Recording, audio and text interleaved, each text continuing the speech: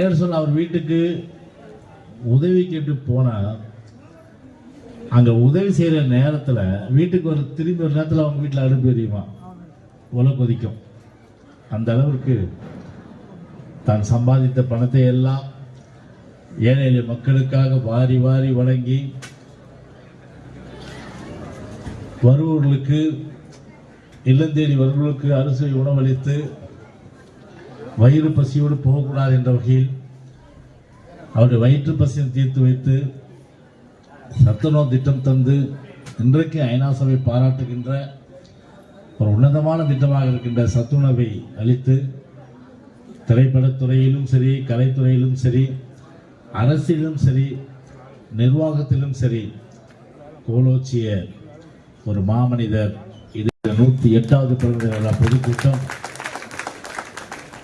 நம்முடைய இதய புரட்சி தலைவி அம்மாவுடைய நல்லாசியுடனும் கழகத்துடைய பொதுச் செயலாளர் அண்ணன் எடப்பாடியார் அவர்களுடைய அறிவிப்பின்படி எழுச்சியோடு இந்த நம்முடைய திருவிக நகர் பகுதியிலே அனைத்து இந்திய அண்ணா திராவிட முன்னேற்ற கழக எம்ஜிஆர் இளைஞரின் சார்பில் நம்முடைய பாசத்திற்கும் அன்பிற்கும் உரிய ஆற்றல் மிக்க அன்பு சகோதரர் திமுக ஒளிஞ்சு ஸ்டாலின் ஒளிந்து மீண்டும் அம்மா அரசு மலரும். அதுதான் இந்த பட்டாசு என்பது நம்முடைய கலைச்சாளர் மனைவி மாறன் அவர்களே மற்றும் இந்த நிகழ்ச்சியிலே பங்கு கொண்டு சிறப்பித்திருக்கின்ற சகோதரர் அன்பிற்குரிய முன்னில் வைத்துக் கொண்டிருக்கின்ற இந்த பகுதியினுடைய ஆற்றல் மிக்க திமுக மாதிரி லேட்டா வெடிக்குது. ஏன்னா டியூப்லைட் திமுக ஊசி பண்ண பட்டாசு இருக்குல்ல, அது அப்படிதான் வெடிக்கும். அது ஊசி பண்ண பட்டாசு தான் இப்ப வெடிச்சிருக்கு. இப்போ முன்னாடி வெடிச்சது நம்ம பட்டாசு. அது ஆற்றல் மிக்க பகல். நான் என்ன செய்தது நமக்கு என கேள்வியில் கேட்பது எதற்கு, நீ என்ன செய்தாய் அதற்கு என நினைத்தால் நன்மை உனக்கு. எனவே அந்த வரிகள் நம்முடைய பொன்மனச்செம்மல் புரட்சி தலைவர் எம்ஜிஆருடைய நான் என் பிறந்தேன் படத்தில். அப்படி வாழும் காலத்தில் ஒரு பெரிய அளவிற்கு மக்கள் போற்றுகின்ற திட்டங்கள் ஒரு மனிதநேயம், மனிதாபிமானம். அப்படி தமிழகம் கொண்டாடப்படுகின்ற இருவரும் தலைவர், முப்பெரும் தலைவர் என்று சொன்னால் பேர் அண்ணா, புரட்சி தலைவர் எம்ஜிஆர், புரட்சி தலைவி அம்மா அவர்கள்.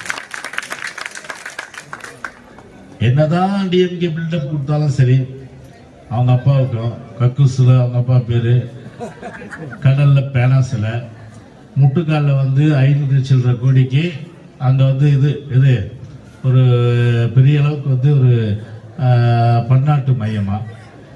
அதே போன்று போற இடங்கள்லாம் சிலை, பஸ் ஸ்டாண்ட்ல சிலை. பஸ் ஸ்டாண்ட்ல நம்ம பணம் ஒதுக்கணும் பஸ் ஸ்டாண்டுக்கு. அது ஒழுங்கா நம்ம கட்டினபடி நம்ம பிளான் படி பண்ணிருந்தா எந்த பிரச்சனை இல்லை. லேபிள் ஒட்டுற வேலையா நம்ம கொண்டு வர திட்டத்துக்கு லேபிள் ஒட்டி அந்த பிளானை மாற்றி அதை பண்ணிட்டு பல கஷ்டங்கள். அது எந்த வசதி செய்து தராம அவசர கொடுத்து திறந்து மக்கள் கஷ்டப்படுறாங்க.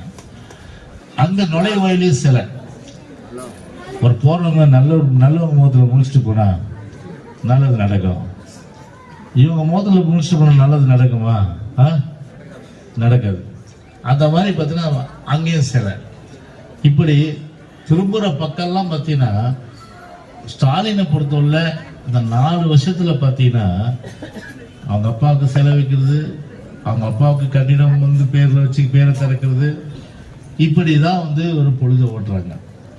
உதயநிதிக்கு முடி சூட்டணும், அதையும் சூட்டியாச்சு.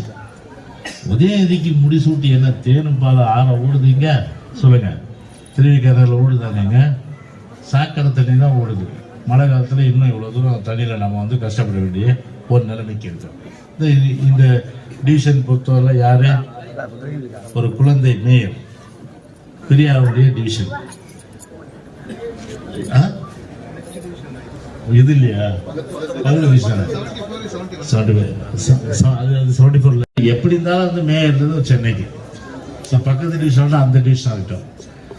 ஒரு மேயர் செய்ய வேண்டிய பணி என்ன? ஒரு அடிப்படை கட்டமைப்பு வசதி செய்து தரணும்.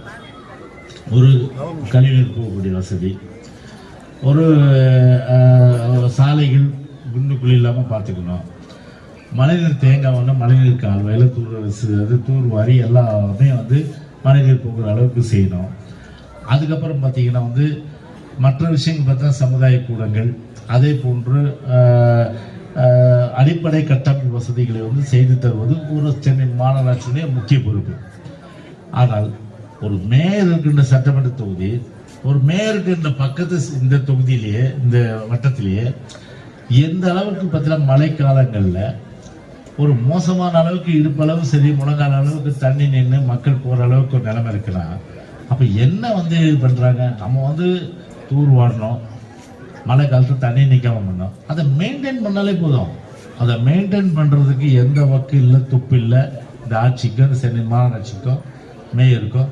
மேயர் பார்த்தீங்கன்னா இன்னைக்கு ஸ்டாலின் பின்னாடி வர கான்வாய் காரில் இன்னைக்கு வந்து தூங்கிடுறோம். அந்த ஃபோட்டோ எங்கப்பா ஃபோட்டோ வச்சுருந்தாரு, அவர் இங்கே வந்தாலும் ஃபோட்டோ. ஒரு ஒரு மேயர் வந்து பின்னாடி இருக்க கான்வாய் பின்னாடி இருக்கிற பாருங்க எப்படிப்பட்ட மேயர் வந்து சென்னை கிடைச்சிருக்காங்க, எப்படிப்பட்ட மேயர் சென்னை கிடைச்சிருக்காங்க. கான்வாயில் வர காரில் வந்து தொங்கிட்டு போகிறது தான் மேயருடைய வேலையே. இதை விட ஒரு கேவலம், இதை விட வந்து ஒரு அசிங்கம், இதை விட ஒரு மானக்கேடான விஷயம் உலகத்தில் இருக்கிறது. அதுக்கு மேலே இந்த மாவட்டத்தில் நம்ம கட்சியிலேருந்து போன ஒருத்தர் யார் தெரியும், யார் ஒரு யார் பேக்கரி பாய்,